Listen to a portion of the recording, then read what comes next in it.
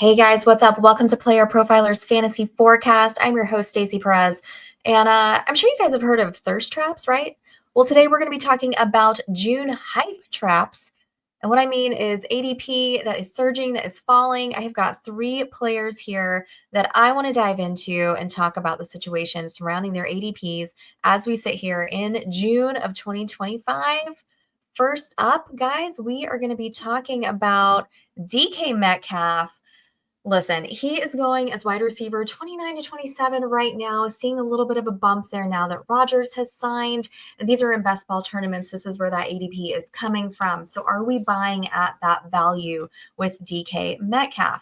Let's talk about some pros first, right? He's the number one wide receiver on his team. He's going in a range where you see mostly wide receiver twos, right? So that's great. And listen, say what you want about Aaron Rodgers, all the crazy stuff surrounding him. He's definitely an upgrade from Mason Rudolph. Sorry, all of you Mason Rudolph truthers. It is without a doubt, even in his 40s, that Aaron Rodgers is a massive upgrade at quarterback for the Steelers.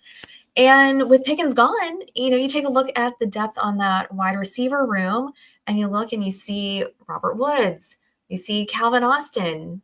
I think you even see Scotty Miller in there. Not really, bolstering a lot of confidence that there's going to be some target competition, right? So let's take a look at the cons for DK Metcalf. Pittsburgh's not a particularly high volume passing offense. They only scored 22.4 points per game last season, ranking near the bottom of the league in passing yards per game. And you've got to take a look all the way back to Antonio Brown to remember a time when the Steelers had a top producing fantasy wide receiver. So that doesn't really inspire a lot of confidence either. Decision time. What are we doing? How are we handling DK Metcalf at his current ADP? When you look at who's going around DK Metcalf, and you look and you see, are there any other guys that are wide receiver ones on their teams? Would I rather have those guys versus DK Metcalf? And you look and you see, and you've got Mike Evans, much better offense in Tampa. You've got Cortland Sutton, probably a better offense in Denver too, right? Then you've got DJ Moore, who I think we're hoping is in a better offense this season than last season.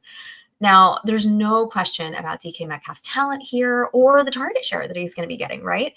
But what we really don't know is what's going to happen with this offensive scheme. You've got Arthur Smith here, who is typically a run heavy, tight end heavy kind of guy. That's the things that he likes to call. Are those going to be changed? Or are any of those calls going to be changed now to take advantage of the fact that you have Aaron Rodgers and DK Metcalf and incorporate their talents into that scheme? We have no idea, right? And we also don't know whether or not the Steelers offensive line is going to keep Aaron Rodgers off his butt, right? We have no idea if they're going to protect him or not, so that he can even get to a place to throw the ball down the field where Metcalf really shines as a receiver. So, there's a lot of questions here with DK Metcalf at this ADP. I think I'm talking myself out of it right now. We'll see, come December, January, where his numbers end up. But it's a little worrisome for me in this scheme based on everything that is surrounding the Steelers and that team right now. We're going to move on. We talked about Denver a second ago. Let's go on down to Denver. Let's talk about RJ Harvey, rookie running back. Currently, he is going as running back 19 in best ball tournaments, kind of one of those darlings that kind of jumped in after the draft, landed in a great spot. Their competition had kind of left in Javonte Williams, moved down to Dallas, had some guys there in Jaleel McLaughlin, Audric Estime, that hadn't really produced as much as we would have hoped in the last year. So everybody's super high on RJ Harvey, right? Until J.K. Dobbins signs this week. Now we got a problem. So J.K. Dobbins, coming off the best year of his career, finally healthy, played 13 games, 905 yards, 9 touchdowns. Really concerning now that he's been added into that mix, even though it is only on a 1-year deal. Now, other running backs going in this range where RJ Harvey is currently going are clear number ones. You've got Alvin Kamara, you've got Joe Mixon, who, don't worry, we're going to get to in just a second. We've got, Chuba Hubbard, you got Ken Walker, you even have James Conner in the next round that you could take a look at. And those guys might have running back twos waiting in the wings. But out of all of those options, the only one here who's in a running back by committee, the way that the Broncos find themselves in, is now RJ Harvey. And so, if we're talking about decision time, are we pulling the trigger to draft RJ Harvey at his current ADP? I got to tell you, I'm not, because you got Dobbins coming in.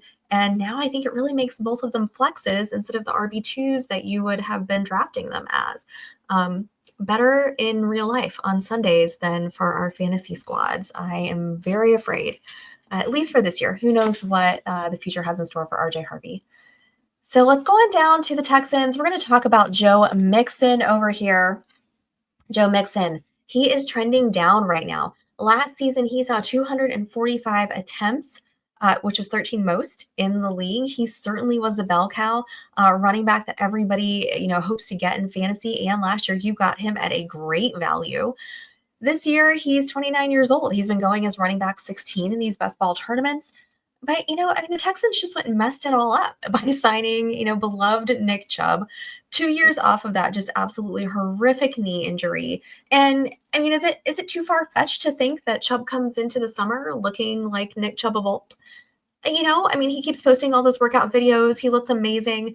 Hopefully he is able to come back a little bit just, because you always want to see players succeed, especially coming off injuries in that way. But as it relates to, us for fantasy purposes, right? I think it kind of throws a little bit of chaos into the mix now, because with Nick Chubb there, and let's assume that he does come in healthy and he looks great, it's doubtful now that Mixon sees the volume that he saw last year, and that's going to make that drop that he's seeing completely reasonable.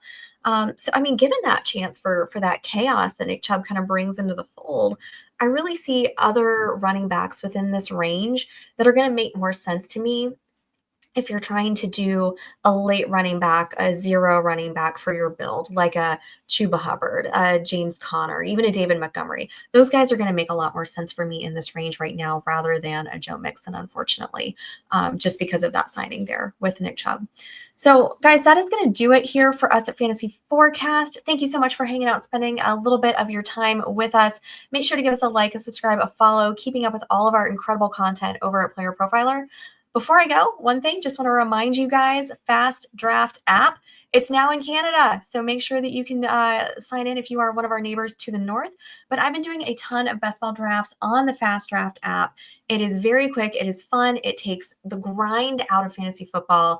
It is giving away $250,000 in prizes this year with our rookie tournaments, all flex tournaments, and there's even some IDP tournaments if that's your thing. 20 seconds per pick. They wrap in about 5 minutes.